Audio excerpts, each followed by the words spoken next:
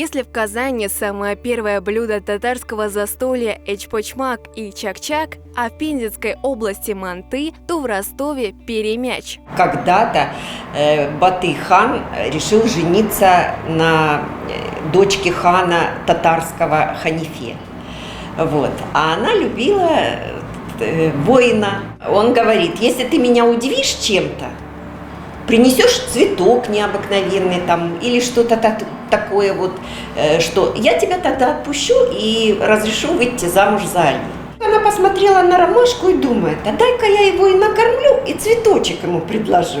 Так и появился пирожок в виде цветка. Перемяч готовится и сладкий чичили-перемяч, и из кислого теста ачили-перемяч. Техникой лепки ромашкой обучают с детства. В одном месте держите пальчик и начинаете прищеплять, крутить и прищеплять. Вот моя мама всегда попроще делала. Она меня учила по-другому, видите, а бабушка меня научила по-своему. Моя мама всегда делала вот так. Вот, просто простым способом, просто пальчиком вот такие вот зажимчики делаешь, и получается то же самое, но по-другому.